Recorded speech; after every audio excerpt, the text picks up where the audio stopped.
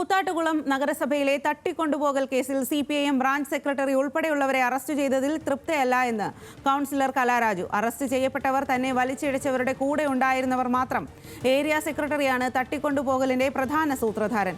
ഇയാളെ അറസ്റ്റ് ചെയ്യാത്തത് എന്തുകൊണ്ടെന്നും കലാരാജു ന്യൂസ് മലയാളത്തോട്.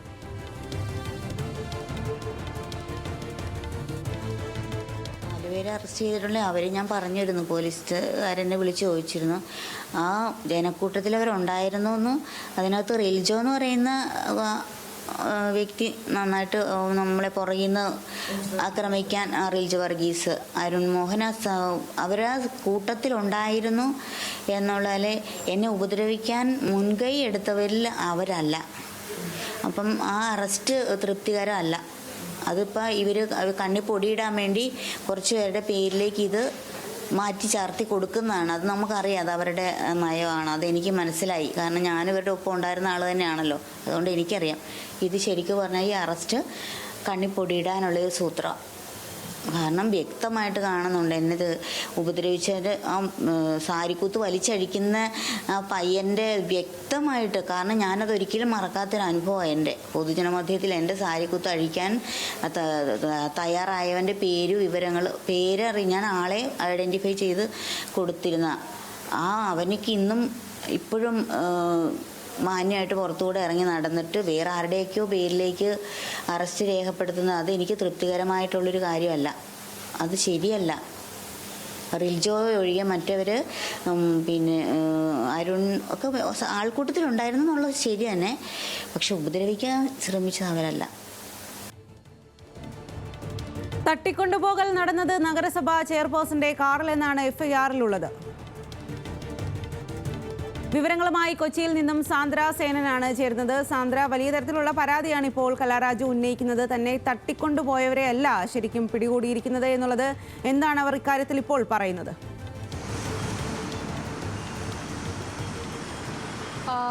സ്വാതി, കൂത്താട്ടുകുളത്ത് കൗൺസിലറെ തട്ടിക്കൊണ്ടു പോകാൻ ശ്രമിച്ച കേസിൽ ഇന്നലെയാണ് 4 പേരെ അറസ്റ്റ് ചെയ്തത്.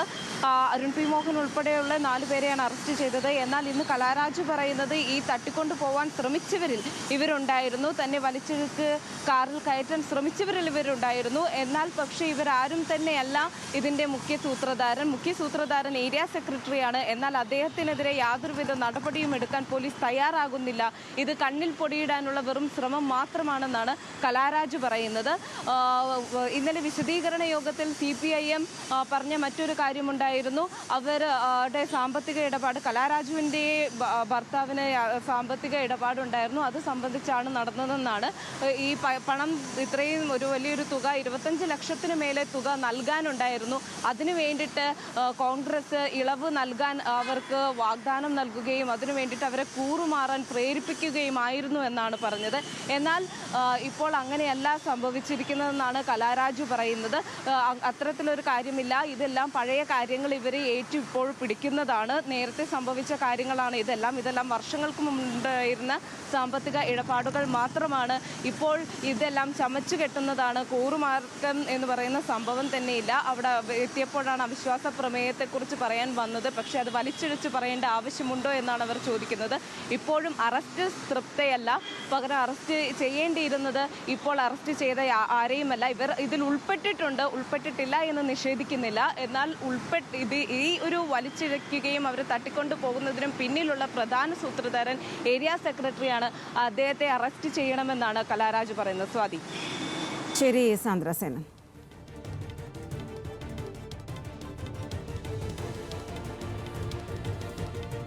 കൂത്താട്ടുകുളത്ത് കൗൺസിലറെ തട്ടിക്കൊണ്ടുപോയ സംഭവത്തിലാണ് കലാരാജു പറയുന്നത് ഇക്കാര്യം. അതായത് തന്നെ ശരിക്കും വലിച്ചിഴച്ചവരുടെ കൂടെ ഉണ്ടായിരുന്നവരെ മാത്രമാണ് നിലവിൽ അറസ്റ്റ് ചെയ്തിരിക്കുന്നത്. തൃപ്തയല്ല. ഏരിയ സെക്രട്ടറിയാണ് തട്ടിക്കൊണ്ടുപോകലിന്റെ പ്രധാന സൂത്രധാരൻ. ഇയാളെ അറസ്റ്റ് ചെയ്യാത്തത് എന്തുകൊണ്ട് എന്നാണ് കലാരാജു ചോദിക്കുന്നത്. തട്ടിക്കൊണ്ടുപോകൽ നടന്നത് നഗരസഭാ ചെയർപേഴ്സന്റെ കാറിൽ എന്നാണ് FIR-ൽ ഉള്ളത്.